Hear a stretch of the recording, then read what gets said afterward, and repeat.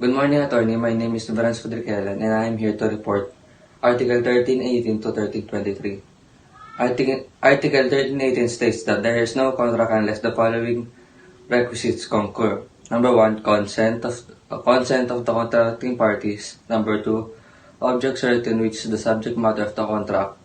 Number 3, cause of the obligation which is established. So, basically, ang meaning lang ito ay walang magiging kontrata kung wala ang tatlong to. Consent, objects, kung anong pinag-usapan kung ano yung object, and number 2, what is the cause. So there are three classes of elements na dapat nasa contract. Yun ay ang essential element, natural element, and accidental element. Ang essential element ay may dalawang uri. Ito ang common element at ang special element. Ang common element ay ang mga names, yung mga dapat nandun talaga sa consent, like names, date, object, ayun. And next is the special element, which is yung mga specified na na mga nagpapa-specific dun sa kontrata. Parang yun yung part na nagiging kaiba niya sa ibang kontrata. Like, ayun. So next is natural element, which is the contents na presume na nandun na sa kontrata. And lastly is accidental elements, which is the terms, conditions, para lang ito yung mas nagpapalinaw sa kontrata. Like terms, conditions, yung penalty, kung anong napag-usapan yung penalty, and yung period of time, when and where kayo magkikita. Ayun. Yun ang mga elements na dapat nasa kontrata. Article 1319 states that consent is manifested by the meeting of the offer and the acceptance upon the thing and the cause which are to constitute the contract. The offer must be certain and the acceptance must be absolute. A qualified acceptance constitutes a counter-offer. Acceptance made by the letter or telegram does not bind offerer except from the time it came to his knowledge. The contract in such a case is presumed to have been entered into the place where the offer was made. So, sabi dito, ang consent daw or acceptance ng kontrata ay ng creditor sa offer ay dapat absolute at dapat malinaw ang offer. Dapat malinaw na may penalty, dapat malinaw na yung date, yung time, kung kailan yung ganito, yung ganyan, kung kailan kayo magbibigayan, ganon. Dapat yung acceptance din ay malinaw. Dapat hindi siya half accepted, half hindi. Kasi kung ganon, hindi siya magiging kontrata. Pangalawa ay dapat kapag tinelegram or message lang or niletter lang yung acceptance, hindi pa siya, kunwari, ako, tinanggap po yung offer ni Michael, estudyante sa Malayan, ng December 25, 2012. Tinanggap po yung offer niya ng December 25, 2012.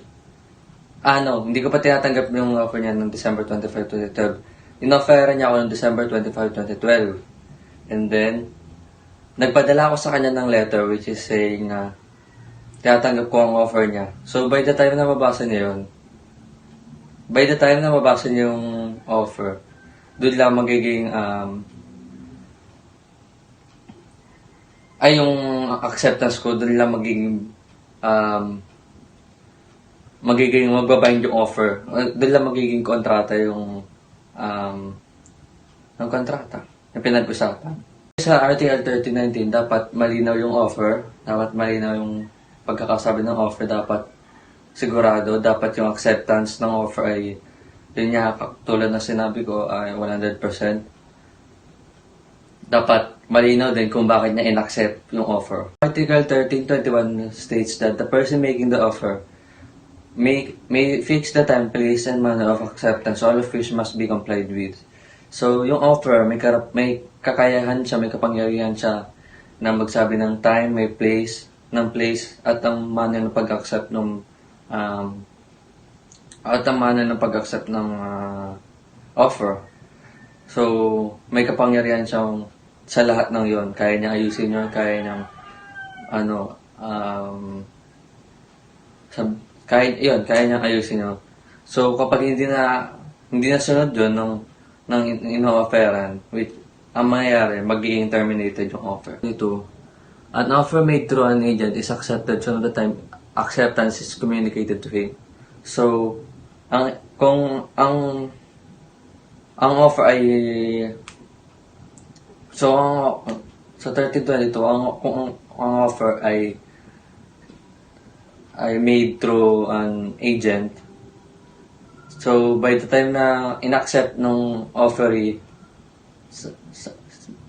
by the time na sinabi ng offeree na tatanggap niyo yung offer doon sa agent, accepted na yung offer. Kasi sa agent, parang by legal fiction, parang extension siya ng principal niya or nung pinaka-offer. 1323, lastly, an offer becomes ineffective upon the death, civil interdiction, insanity, or insolvency of either party before acceptance is conveyed. So, magiging ineffective lang ang offer kapag namatay yung nag-offer.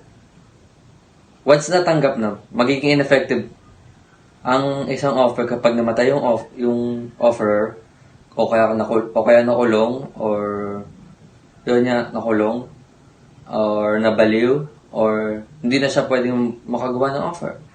That's basically it. If na-accept na, pero pag di pa na-accept, pwede pang i-withdraw yung offer. Another reasons para maging ineffective yung offer ay pag nasira yung yung object na dapat ay ibibigay, gano'n. Kunwari, ako dapat nag-offer ako kay Michael na ibibigay ko itong isang object sa kanya. So, kapag nasira yung object na yun, at specific siya, or determinating, dapat ma-extinguish yung offer. So, kapag indeterminating naman, or pwede pa mapalitan, syempre papalitan natin yan at ibibigay. Ang offer hindi may extinguish. So, another reason para maging ineffective yung offer ay pwedeng hindi tinanggap yun.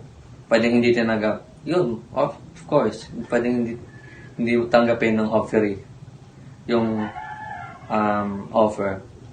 Article 1324 states that when the offerer has allowed the offeree a certain period to accept, the offer may be withdrawn at any time before acceptance by communicating such withdrawal, except when the option is founded upon consideration as something paid or promised. So here I have the definition of contract of option, option of period, and option money. First is the option contract, meaning is the one giving a person for a consideration a certain period within which to accept the offer of the offerer. Meaning is the agreement between the buyer and the seller, or the offerer or the offeree. Option period is the period given within which the offeree must accept the offer. So it's the number of days given to the offerer to the offeree to accept the offer. It's the option money, meaning it's the money paid or promised to be paid into consideration in the option. If the offer by the offerer is accepted by the offeree and is paid by the offeree, meaning the contract cannot be withdrawn since it's already paid by the offeree. For example, Joshua offers construct a house of Vrenz for a price of, let's say, 1.5 million. So Joshua gave Vrenz 5 days to think about the offer of Joshua. So with that said, Joshua may withdraw the contract if Vrenz haven't accepted the offer. So if Vrenz accepted the offer of Joshua, the offer cannot be withdrawn since it's already accepted. Article 1325 states that unless it appears otherwise, business advertisements of things are not definite offers but mere invitations to make an offer. So in short, advertisements are just invitations, meaning it's just to invite people to buy or make an offer of this product or item. It is not a definite offer because the provided information is not complete, it's not specific. So it says here that if advertisement contains all necessary data needed in a contract, it is a definite offer. So meaning if the provided information by the advertiser is complete and specific, it's a definite offer. For example, for say 200 square meters lot at Green Plains Village, Quezon City for 1 mil. Telephone number details are given. So meaning it's not a definite offer since the information provided is not specific, kulang siya. So, tas niyan, pag meron man interesadong tao about this lot, hindi dapat pumunta kung saan man yung advertiser, kundi sa provide na location ni advertiser. Kaya kung pwede contact yung provide ni advertiser na contact number. Article 1326 states that advertisements for bidders are simply invitations to make proposals, and the advertiser is not bound to accept the highest or the lowest bidder unless the contract appears. It's just the same as Article 1325, but it talks about auction. So, with that said, again, advertisements are just simply invitations, meaning to invite people to buy this product or perhaps to auction or to bid this specific item. As a general rule, in an advertisement for bidders, the advertisement is not bound to accept the highest or lowest bidder. Kasi yun nga, yung job ng advertiser ay mag-imbita ng mga tao. So wala siyang right na i-accept yung mga bids na inaano ng mga tao. Article 1327 states that the following can give consent to a contract. First is the unemancipated minors. Second is the insane or demented persons or deaf mutes who do not know how to write. So persons who cannot give consent to a contract. First is the unemancipated minors. The reason why hindi sila pwede bigyan ng consent to a contract is because their age is below 18. Wala silang any right na to do such things. It says here that children below 18 by themselves being minors cannot enter into contracts. However, if misrepresented his age in the contract by stating his age, and the party was misled, the contract shall be binding upon him on the basis of estoppel. Second is the insane or demented persons. So these are the persons na may problema sa utak o may problema sa pag-iisip. It states here that they are detached from reality or they don't know what they're doing. They cannot act with legal effects. The reason why they cannot give consent or contract is the communication between person A and the person insane. So, kung yung communication nila ay hindi diretso, hindi matutupad yung contract. Third is the deaf or mutes. Ito lang yung para sa mga hindi marunong magsulat. So, as long as marunong magsulat o magbasa yung isang deaf or mute, they are allowed to give consent to contracts. Article 1328 states that contracts entered during a lucid interval are valid. Contracts agreed to a state of drunkenness or during a hypnotic spell are voidable. So in the first sentence, contracts entered during a lucid interval are valid. Lucid interval meaning it's a temporary period of sanity. So it's a traumatic brain injury or may problema sa pag-iisip. It must be shown, however, that there's a full return of mind to sanity as to enable him to understand. So yun nga, lucid interval may traumatic brain injury.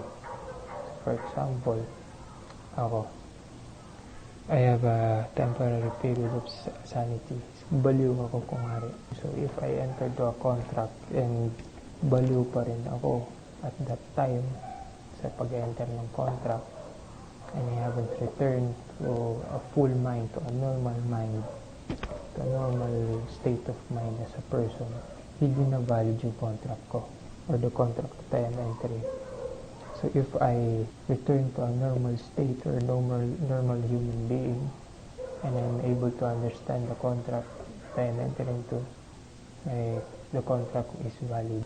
Same goes with drunkenness and persons who are hypnotized. Article 1329 states that the incapacity declared in Article 1327 is to subject the modifications determined by law and is understood to be without prejudice to special disqualification established by the laws.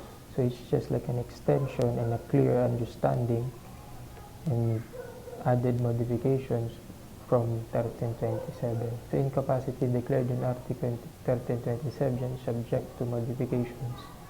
So in general, the contracts entered into by the persons enumerated in Article 1327 are voidable. Their incapacity may be modified by the law, that is, and they can also give valid consent. So in number 1, when necessaries such as food are sold and delivered to a minor or other persons without capacity to act, he must pay the reasonable price therefore. So for example, a 10-year-old went to a restaurant, ordered food, so the seller has the right to reject or to accept the child as long as the child has the money to pay for the food. So pag wala siyang makukuhang pagkain. Second is the minor 18 years old or above may contract for a life, health and accident insurance provided. Insurance is taken of his life and his beneficiary appointed is the minor's estate or minor's father, spouse, or brother. Magiging valid ang contract kapag may kasamang guardian or parent, a representative. A contract is valid if the minor who has near majority age misrepresented his actual age and convincingly led the other party to believe in his legal capacity. So for example, a 16-year-old child whose appearance or face may look like a 30-year-old person and he entered to a contract as long as hindi mahalata na he's underage, valid yung contract na yun.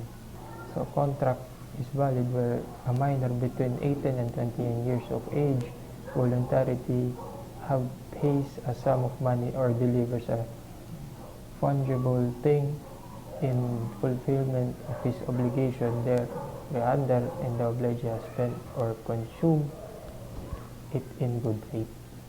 So there are other special disqualifications may be provided by law. So incompetents who may be placed under judicial guardianship. Judicial guardianship is the one who has legal authority. It's under the Rule 92, Section 2, the revised rules of court. Number 1 is those suffering the penalty of civil interdiction. The second is hospitalized lepers. Third is prodigals, the one who spends a lot of money or spendthrifts. Fourth is the deaf and dumb who are unable to read and write. Those who are unsound mind even though they have lucid intervals. Six is those who by reason of age, disease, weak mind, and other similar causes cannot without outside aid take care of themselves and manage their property, becoming thereby an easy prey of deceit and exploitation. Article 1330. A contract for consent is given through mistake, violence, intimidation, undue influence, or fraud is voidable. Ang sabi sa artikulong ito, ang kontrata daw na kung saan yung permiso or yung pagsang-ayon ibinigay ay pagkakamali, marahas, panloloko, maling impluensya at panlilinlang ay mapapasawalang bisa ang kontrata. Pero ito ay hindi mapapasawalang bisa kapag meron itong mga characteristics. Tatlo ito. Una, it is intelligent kapag meron itong kapasidad na umakto. Pangalawa, it is free and voluntary. Pangatlo, it is conscious and spontaneous. Halimbawa, si Vrenz at Sean may pinagkasundo ang kontrata. Pero, si Sean, hiningi niya yung permission ni Vrenz sa paraang marahas.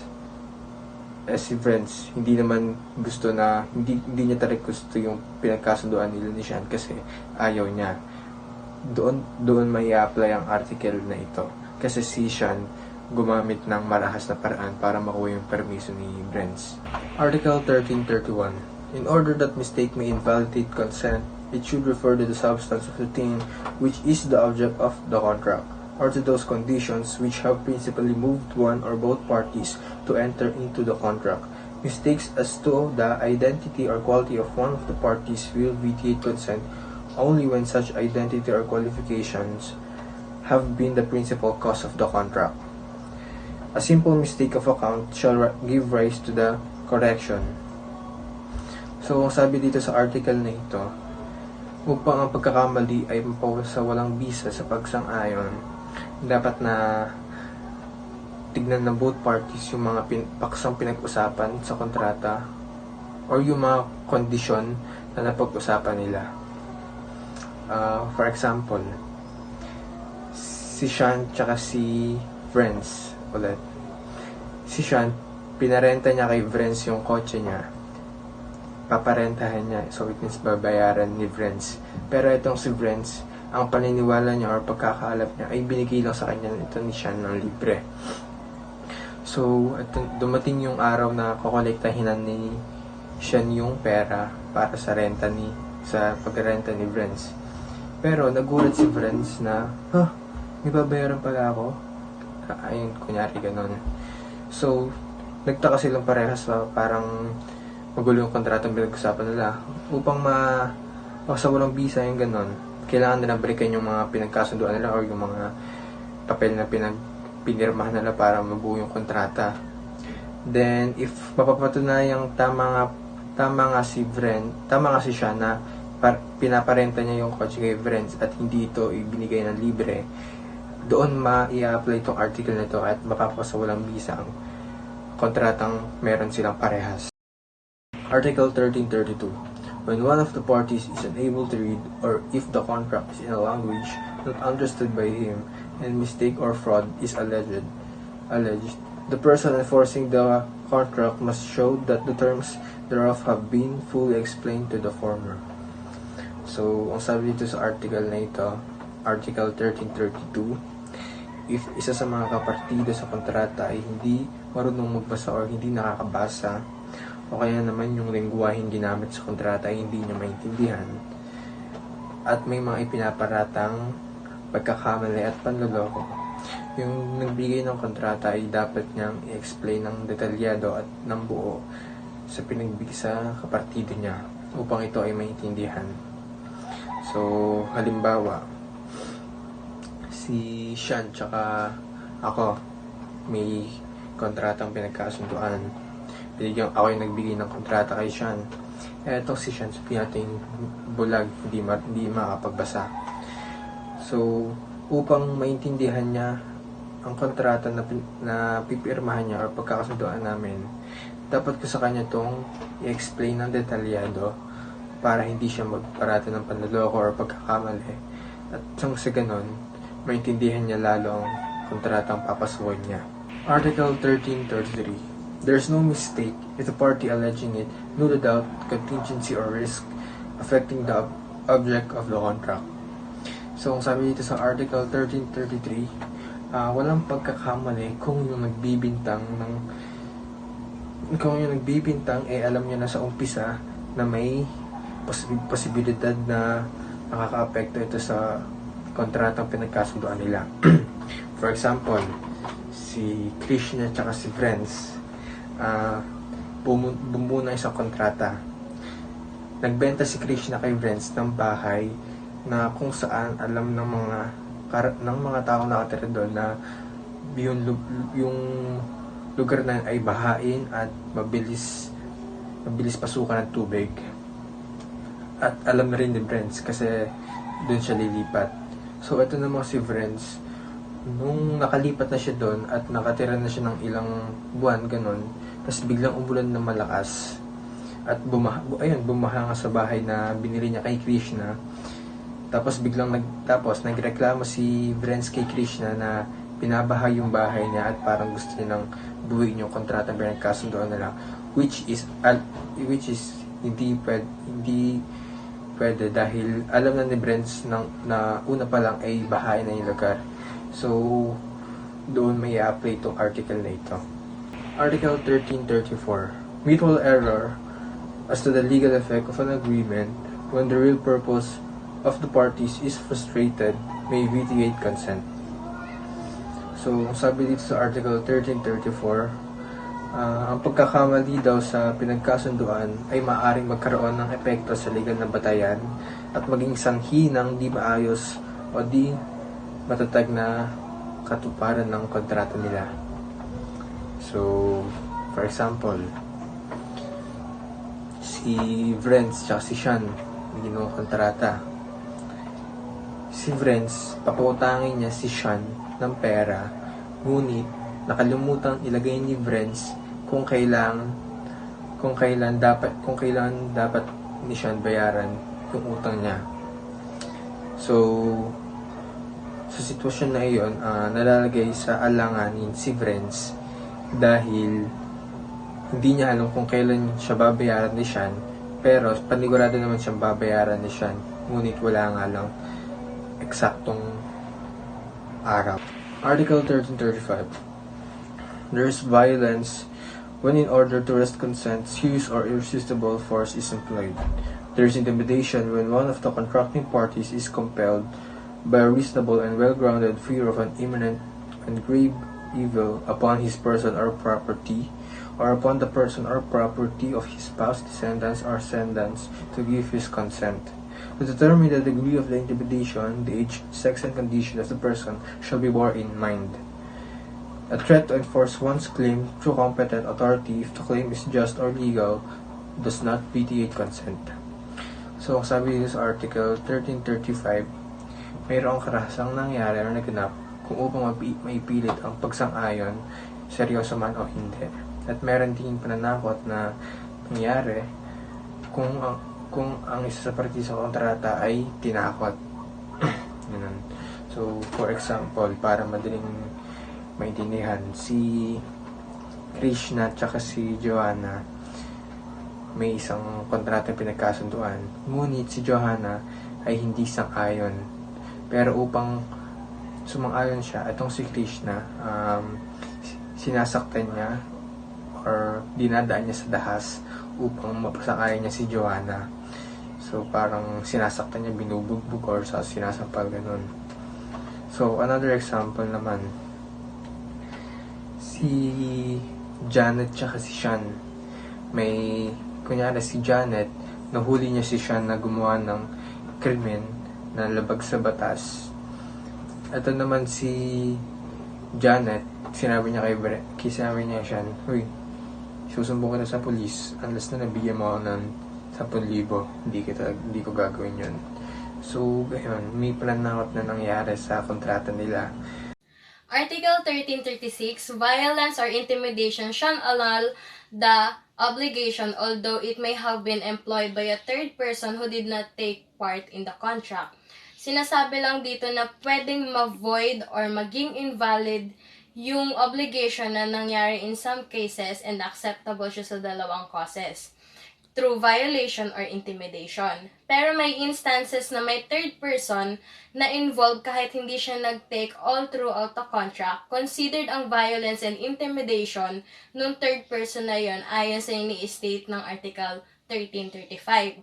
For example, si Allen, gumawa siya ng violence sa batas. And then, trineten siya ni Kim na isusumbong niya siya sa pulis kung hindi siya magbabayad ng 1 million kay Kim. Kunwari namatay si Allen or tumakas. Liable yung magulang niya or any relative na nakakasama ni Allen, and yun ang pwedeng kasuhan or akusahan ni Kim para sa ginawa ni Allen. Or another example, para mas madali, kunwari ikaw yung nangongolekta, tapos may paupahan ka apartment. May hindi nagbabayad pero namatay ka. Yung kapatid mo na taga-singil, may karapatan siya na gumamit ng violence or intimidation sa mga may kontrata sa'yo, which is yun yung mga pinaparentahan mo, yung mga nagre-rent sa apartment mo. Article 1337, there is undue influence when a person takes improper advantage of his power over the will of another, depriving the latter of a reasonable freedom of choice. The following circumstances shall be considered: the confidential, family, spiritual, and other relations between the parties, or the fact that the person alleged to have been unduly influenced was suffering from mental weakness or was ignorant or in financial distress. So, sinasabi naman dito na there are instances na inaabuso ng isang tao yung power nila sa will nung taong yon. For example, si Chrisna, namatay yung father niya, and sobrang dami niyang iniwan na utang sa kanya, humingi siya ng tulong sa akin. Since ako hindi ko naman alam yung mga valuable items niya at hindi ko rin siya kayang tulungan kasi wala rin akong budget or allotted money na pwede ko mapahiram sa kanya, sinuggest ko sa kanya na ibenta niya yung necklace niya worth 5 million. Chrisna, having no choice and hoping na may makatulong pa sa kanya, binenta niya kasi kailangan niya na talaga ng pera. And then, yung reason niya ay dahil sa financial. May iba't ibang reason yun eh. For family, confidential, and spiritual other relations between parties, mental weakness, ignorance, financial distress of a person alleged to have been unduly influenced.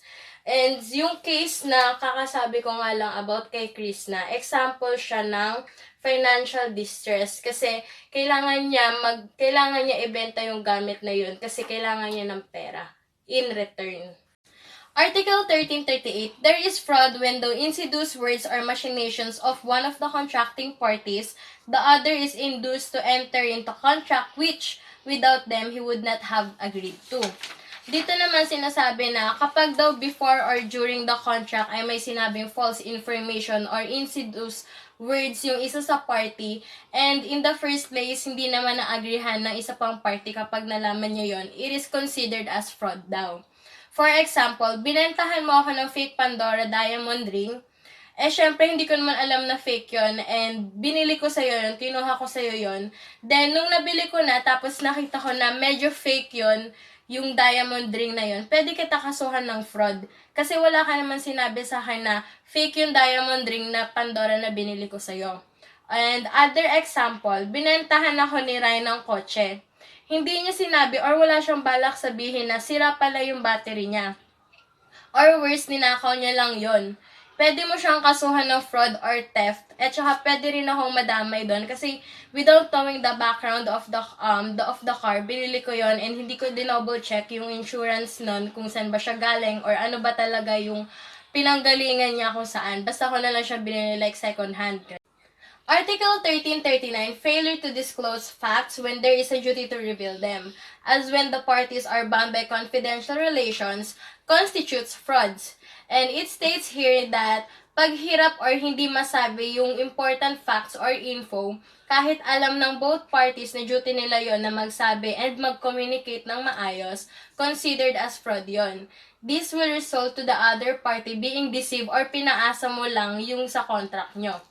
Pero pag hindi mo naman intention yung failure, it can be considered as mistake or error.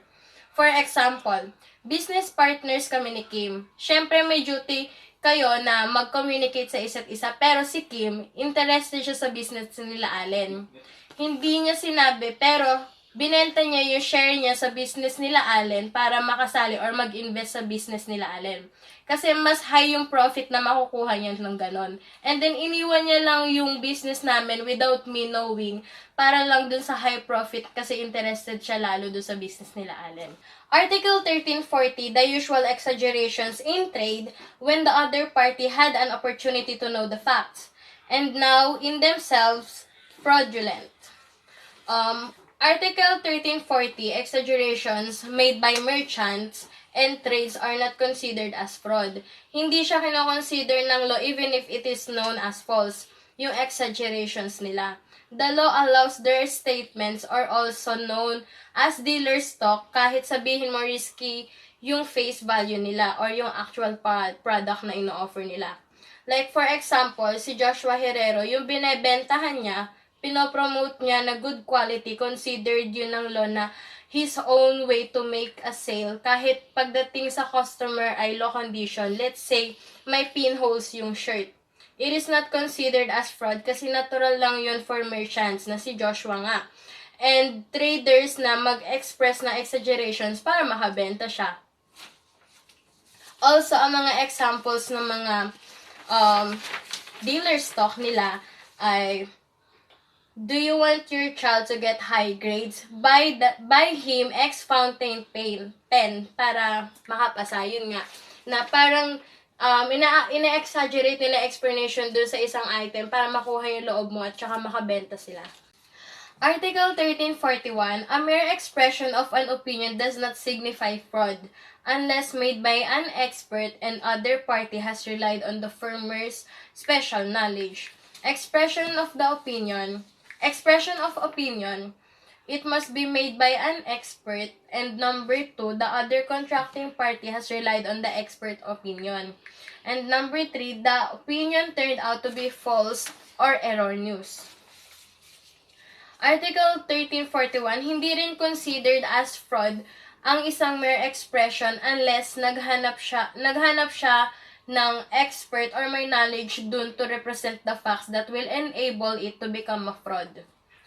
For example, si Johanna, binentahan niya ako ng singsing. Kahit hindi naman talaga niya yun at di niya alam na totoong singsing yon, binenta niya pa rin sa akin kasi para sa kanya singsing yon. So, hindi siya makakasuhan ng fraud kasi once na makuha yung statement niya at honest naman siya doon sa sinasabi niya, okay lang yun because that is her opinion about the ring. Hindi talaga siya expert. Kumbaga, nagbenta lang siya for sabihin na natin, extra income or racket, ganun. Pero kung expert si Johanna at may shop siya, talagang pinag-aaralan niya yung mga diamond rings, talagang nagbebenta siya sa mga jewelries. Let's say na professional siya sa mga singsing, tapos syempre, alam ko na expert siya. At siya mismo nagsabi na diamond ring yun, edi maniniwala ako sa kanya, bibilhin ko yun, and in this case, the contract may be redeemed voidable kasi misinterpretation of a fact yung ginawa niya. According to the law, he cannot escape his liability kasi he expressed it as her form of opinion. Once she said na totoong diamond yon, fraud na yon. Kasi expert siya, dapat alam niya kung peke yon or hindi. Ngayon, kung expert ka tapos binentahan mo yung isang tao ng, sabihin na natin, na fake na diamond ring. Tapos, syempre, may shop ka, di maniniwala siya na totoo yon. And pag nalaman, kinonsult niya sa ibang shop yun at nalaman niya na fake, yari ka, ikaw yung madedemanda kasi claim mo na original yon na hindi siya fake, tapos bigla na lang malalaman na fake. It is considered as fraud. Hi, I'm Johanna Baawa and I am going to report the Article 1342 to Article 1348. Article 1342 states that misrepresentation by a third person does not vitiate consent unless such misrepresentation has created substantial mistake and the same is mutual. So, sa article na to, yung misrepresentation, yun yung pagbibigay ng wrong information sa ibang tao. Pinapaniwala mo sila sa isang bagay na hindi naman totoo. misrepresentation by a third person does not vitiate consent.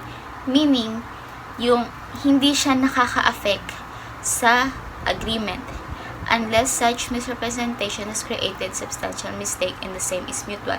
So, unless magkaroon ng sabwatan between the third person and the other party, doon siya pwede makasira sa isang agreement.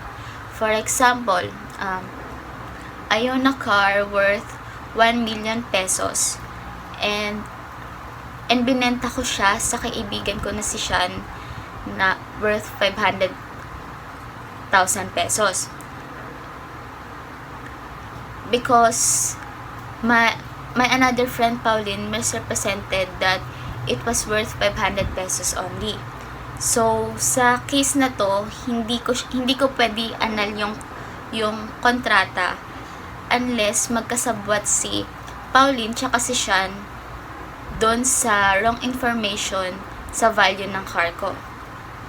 Second example, I own a land and gusto siyang bilhin ni Sean para mapatayuan niya ng bahay, which is Sean is a random person and my friend Pauline wants to buy it para matayuan niya ng commercial building.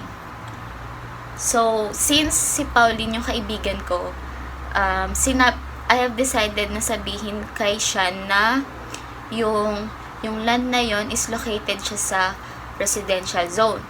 So after nun, me and Pauline nag-sign ng kontrata and my land turns out to be the commercial building.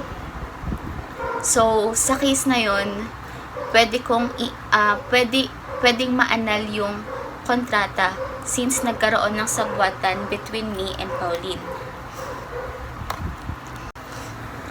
Article 1343 states that misrepresentation made in good faith is not fraudulent but may constitute error. So, sa article naman na to, yung misrepresentation dito is hindi siya kino-consider na fraud. The misrepresentation made must be unintentional. So, kino-consider siya as error. Pinapakita kasi dito na yung false statement na ginagawa ng isang tao, pinapaniwalaan niya pa rin na yun yung totoo. Which means, hindi siya aware na nami-misrepresent niya yung isang bagay. For example, nagbenta ko ng sing-sing sa kaibigan ko and I believe na it is a diamond ring, pero hindi pala. So, sa case na yon, yung misrepresentation doon is considered as mistake, not fraud. So, the contract is voidable. Article 1344. In order that fraud may make a contract voidable, it should be serious and should not have been employed by both contracting parties. Incidental fraud only obliges the person employing it to pay damages. So there are two kinds of fraud in the making of contract. First is the causal fraud, which may be a ground for annulment of a contract but also gives rise for action for damages. So, in order for the causal fraud vitiates the consent, first, it should be serious. We can say that the fraud is serious if it is the determining cause of the contract. Second, it should not have been employed by both contracting parties. Otherwise, they will be considered as pari delicto. Pari delicto means that all are guilty for crime. Kapag nangyari to, neither of them can annul the contract. Third, it should not have been known by the other contracting party. Second kind of fraud is the incidental fraud. Renders only the party who employs it liable for damages. The fraud is committed in performing in obligations. For example, I misrepresented that na meron akong franchise. So, para makuha ko yung big share ng profit ng parents ko, nag-promise ako sa kanila na iti-transfer ko yung franchise ko sa kanila. So, yung false statement na yon does not vitiate the consent of my parents. Dahil ginamit ko yung consent na yon para makuha ko yung big share ng profit nila. So, it is considered as incidental fraud.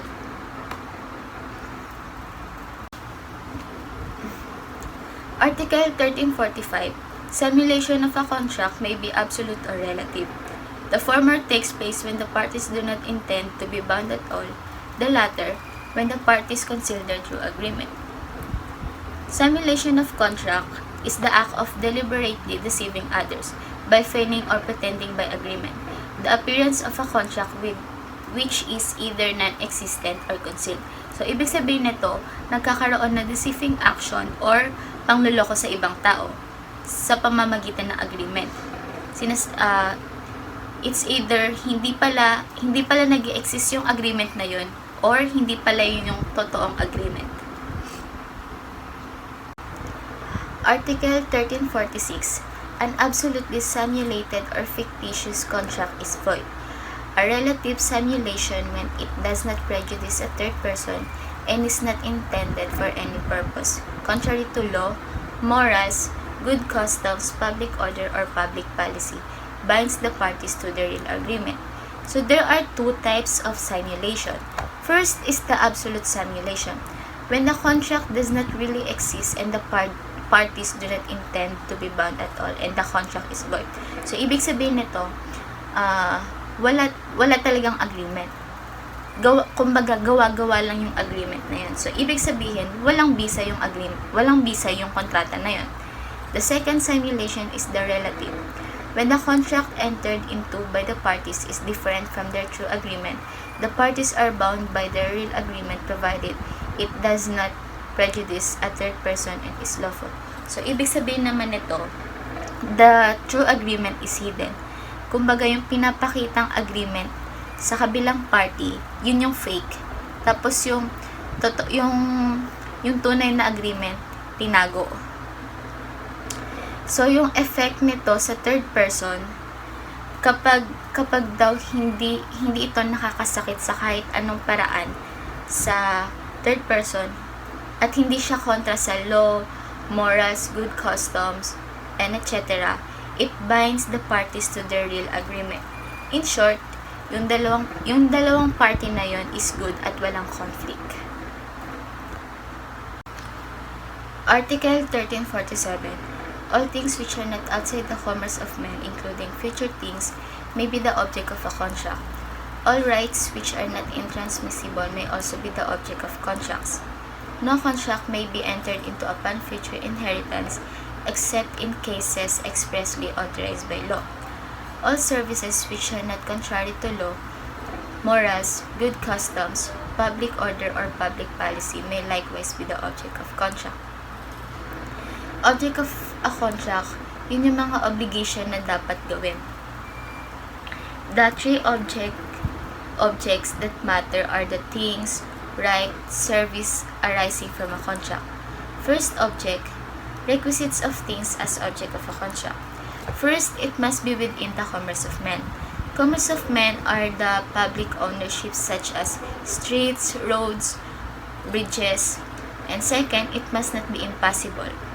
Third, it must be in existence or capable of. And last, it must be determinate. Example of these are 1 cavan of rice. Second object, the requisites of services as object. First, it must be within the commerce of men. Second, it must not be impossible. And last, it must be determinate. The third object are the rights. The general rule of this, all rights may be the object of a contract, except if when they intransmissible in nature or provision by law. Intransmissible in nature are the political rights such as kakayahan nating bumoto, parental rights, and etc. Future inheritance is not considered as object of a contract. Future inheritance is any property or right not in existence at the time of the contract that person may inherit in the future.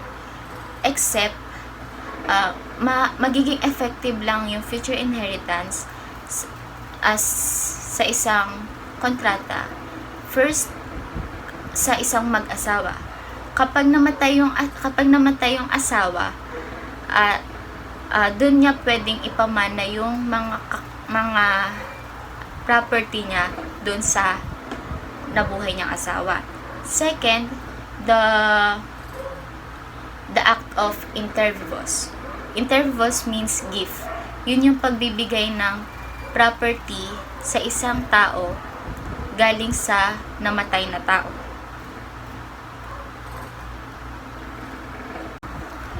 Article 1348. Impossible things or services cannot be the object of contracts. So, ibig sabihin nito, lahat ng mga imposibleng mangyari or hindi pwedeng mangyari ay hindi pwedeng ilagay sa isang kontrata or kasunduan. So, there are kinds of impossibility. The first is the physical. When the thing or service in the very nature of the things cannot exist. So, meron siyang dalawang klase. The first one is the absolute and second one is the relative. Absolute when the act cannot be done in any case. So, dito naman yung action na yun, walang sino man kayang gawin yun. Second one is the relative. When it arises from the special circumstance of the case. So, ibig sabihin nito, yung debtor, wala siyang kakayahang gawin yung obligasyon niya dun sa creditor. So, for example, yung debtor bulag. And yung creditor, gusto niya na mag-paint yung debtor. So, ibig sabihin, hindi yun magagawa ng debtor kasi nga bulag siya. Second impossibility is the legal. When a thing or service is contrary to public morals, law, good customs, public order, or policy. Yun naman yung mga labag sa batas, tulad ng pagbebenta ng mga illegal drugs. Article 1349. The object of every contract must be determinate as to its kind. The fact that the quantity is not determinate shall not be an obstacle to the existence of the contract, provided it is possible to determine the same without the need of a new contract between the parties. So, according sa Article 1349, it's a must na ang object ay determinate. Pero, sinasabi din dito na if the quantity is not determined or is not determinate, it's not an obstacle to the existence of the contract. Kasi there are situations na you do not need to enter a new contract between the parties kahit na hindi determined yung quantity ng object. For example, si S, magbebenta siya ng chicken from poultry niya kay B. Pero hindi determinate yung quantity. Still, possible pa din siyang ma-determine or ma-ascertain without entering a new contract kasi alam naman na dun specifically sa poultry niya manggagaling yung chicken na ibebenta niya. Pero, if yung situation is si S magbebenta ng land or parcel ng agricultural land niya kay B, pero nalaman na si S pala ay maraming agricultural land, mavo-void yung contract kasi hindi determinate kung anong agricultural land yung ibebenta niya kay B. So, when the obligation consists in the delivery of a generic thing whose quality and circumstances have not been stated, Article 1246 governs. So, kapag naman generic thing yung ide-deliver, since generic nga siya, Article 1246 will govern na sinasabi na creditor cannot demand a superior quality, neither the debtor can deliver an inferior quality of the object. So, Section 3, Cause of Contracts. Article 1350. In onerous contracts, the cause is understood to be for each contracting party. The prestation or promise of a thing or service by the other. In remunerative ones, the service or benefit which is remunerated, and in contracts of pure beneficence, the mere liberality of the benefactor. So, dito sa Article 1350, dinidiscuss all about the classifications of contracts according to cost. So, there are 3 classifications kasi. Pero first, let's discuss the definition of cost. So, cause of contract is the essential reason or purpose which move the parties to enter into a contract. So, etong cause, ito yung pinaka-rason na kung bakit nag-enter or pumasok sa isang contract yung dalawang contracting party. Ito yung masasabi na purpose ng dalawang contracting party, bakit sila nag-enter into a contract. So, cause distinguished from object. So, sa bilateral and reciprocal contract kasi, kagaya ng purchase and sale, yung cost sa isa or the cost for the one is the object for the other and vice versa. For example na lang, si S nagbenta ng watch kay B for 10,000 pesos. So, si S, ang cost niya doon is yung price which is 10,000 pesos. And kay B, ang cost niya doon is yung watch na bibilin niya kasi yun naman yung purpose niya yung bibilin. Kay S, ang cost niya doon is yung 10,000 pesos kasi ang purpose niya doon is mabenta yung watch which is or ang purpose niya doon is makuha yung 10,000 pesos from the watch. 3 classifications of contracts according to cost. The first one is onerous contracts, second is remuneratory contracts, and last is the gratuitous contracts. So for the first one, onerous contracts, based on the past discussions, onerous means burdensome. So as a contract is burdensome, diba? So onerous siya kasi automatic kapag may obligation or merong payment, automatic burden siya. Nagkakataon lang na merong most onerous, that's why kapag marami ng obligations, kung ano yung most onerous, yun yung uunahin mo. So, onerous contract, something is provided or promised as a consideration of the service given by the other. Dito kasi sa onerous contract, reciprocally, merong obligation yung dalawang contracting parties. So next is remuneratory contracts.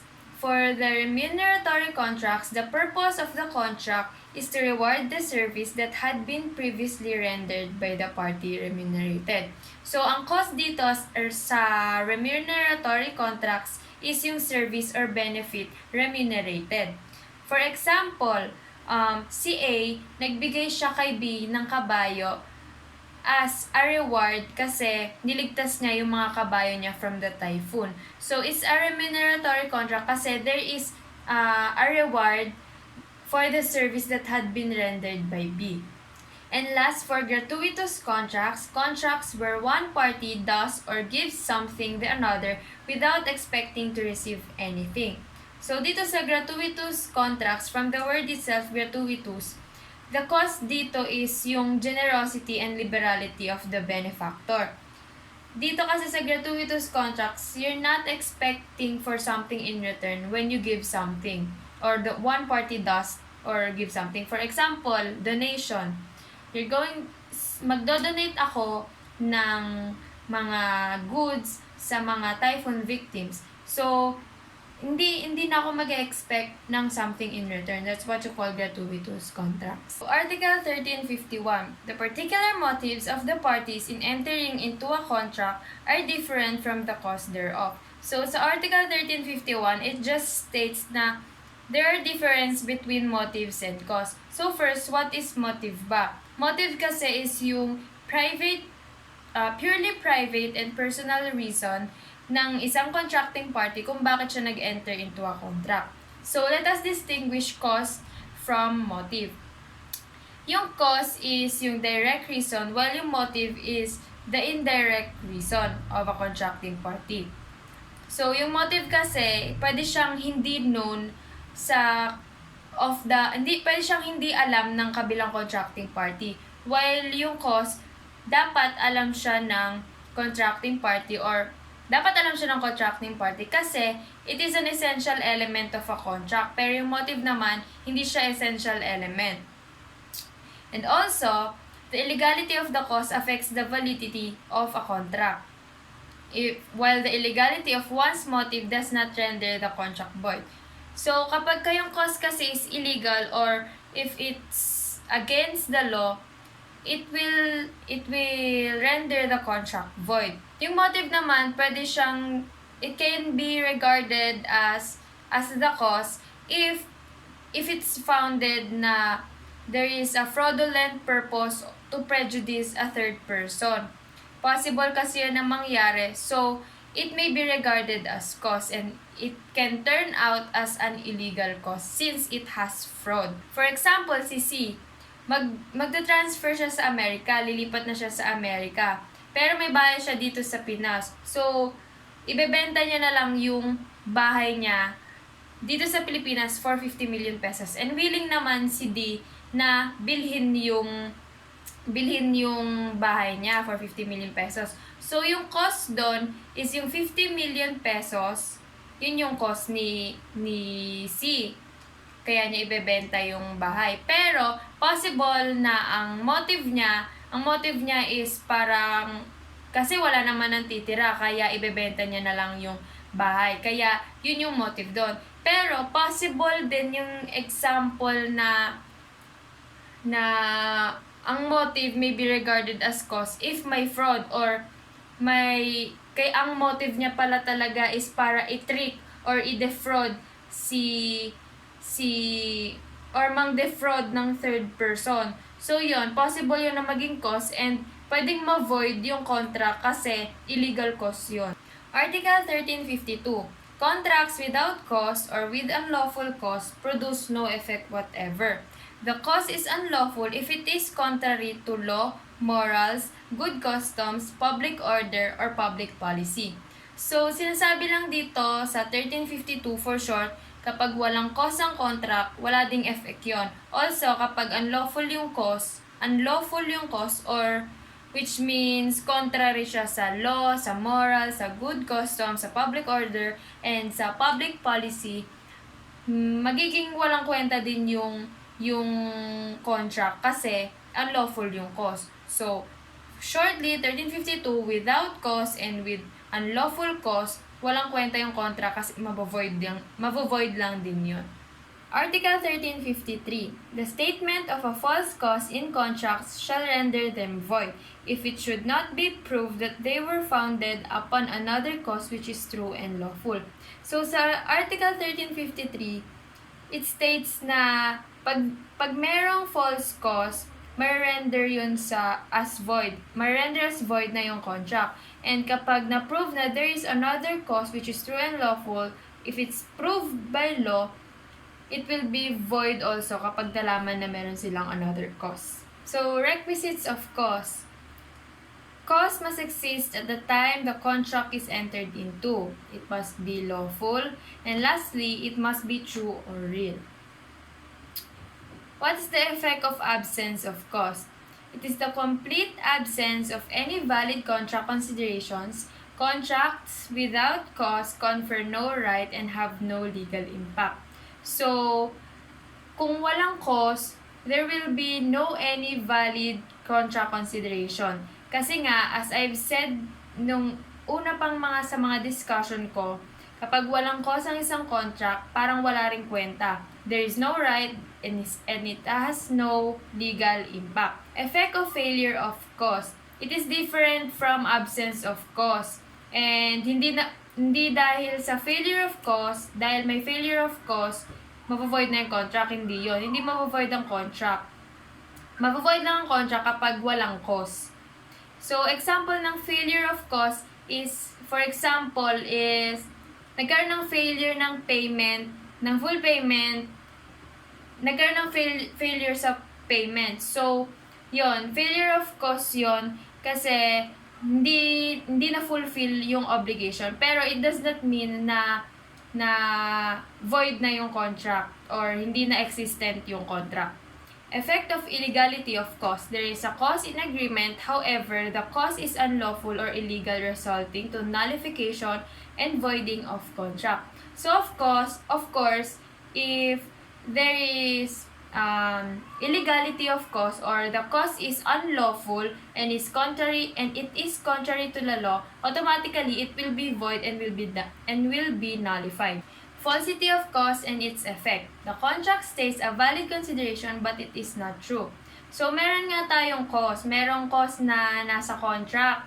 Pero, hindi naman siya totoo. So, it will be considered as void kasi hindi naman totoo yung cause.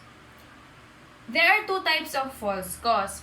First is the erroneous one or ito nga yung hindi talaga totoo. So, automatically, contract is void. For example, a promise to give B 500,000 pesos as payment for the past services allegedly rendered by B, which in truth have not been rendered. It means hindi nangyari.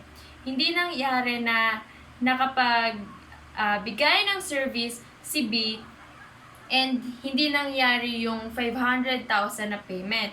Here, the cause of A, which is the remuneration, is erroneous as it is based upon facts believed to be existing but really inexistent.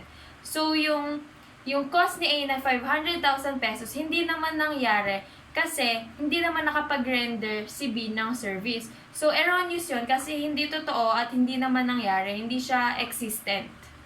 And yung number 2 na type naman ng false cause is yung simulated. When the hidden but true cause is sufficient to support the contract, it may still be valid. It means there is a hidden cause and totoo to. Sufficient siya para sapat na siya para suportahan yung contract at may possibility pa na maging valid pa yung contract. For example, S sells B a parcel of land.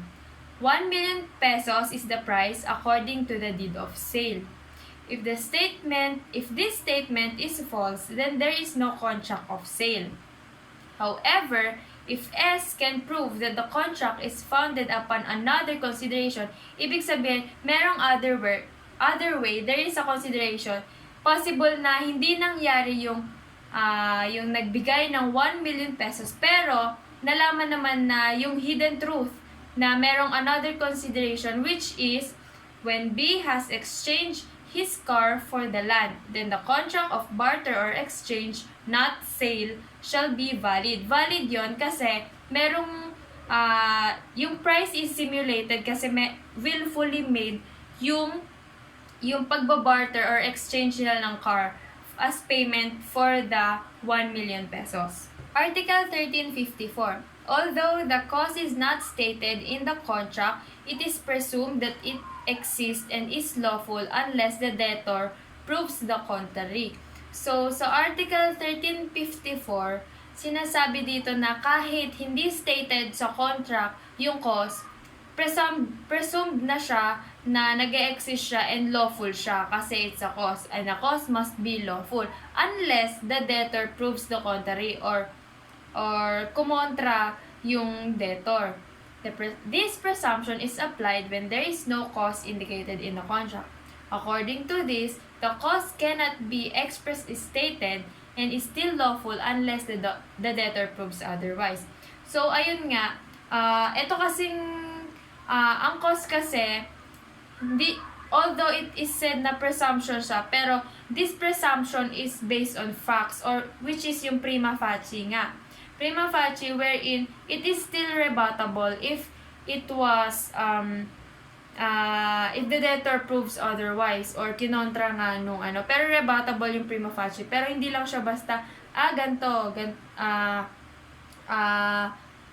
nga yung cause niya kasi feeling ko ganto yan. No, it's a presumption and it's based on facts. For example, si M, nag-issue siya ng promissory note kay P na 30 days after the date, magbabayad siya ng 10,000 pesos kay P. So, hindi na dun sinabi yung mismong dahilan or yung consideration na nangyari. Consideration of debt na nangyari. Hindi na sinabi yun. And it is presumed na meron nga siyang utang na 10,000 pesos. So, yun yung sinasabi or example sa Article 1354. Article 1355. Except in cases specified by law, lesion, or inadequacy of cause shall not invalidate a contract unless there has been fraud, mistake, or undue influence. So, first, ano nga ba yung lesion? It is the injury that someone has endured that has not received the equal value of what has been negotiated. So, yung lesion, ito yung hindi mo natanggap yung dapat na matatanggap mo, yung equal value na napag-usapan nyo. Yun yung lesion. So, what is the effect of lesion or inadequacy of cost? Ang general rule kasi is lesion is not subject to invalidation of contract. Hindi naman maglilid agad yung lesion sa invalidation of contract. But there is always an exemption. Lesion will invalidate a contract when there has been fraud, mistake, or undue influence. Kapag merong fraud na nangyari, since it's unlawful, it will be invalidate. A contract will always be invalidated if it's against the law, if it's unlawful. And letter B, in cases specified by law. So, the cases specified by law is Articles 1381, paragraphs 1 and 2, Articles 1098, and Article 1470. So, in Article 1381, it is said that those which are entered into by guardians, whenever the wards whom they represent suffer lesion by more than 1/4 of the value of the things which are the object thereof, those agreed upon in representation of absentees, if the latter suffered the lesion stated in the preceding number. And for Article 1470, gross inadequacy of price does not affect a contract of sale, except as it may indicate a defect in the consent or that the parties really intended a donation or some other act or contract. And lastly, Articles 1098, a partition, judicial or extrajudicial, may also be rescinded on account of lesion, when any one of the co-heirs receive things whose value is less by at least 1/4 than the share to which he is entitled, considering the value of the things at the time they were adjudicated.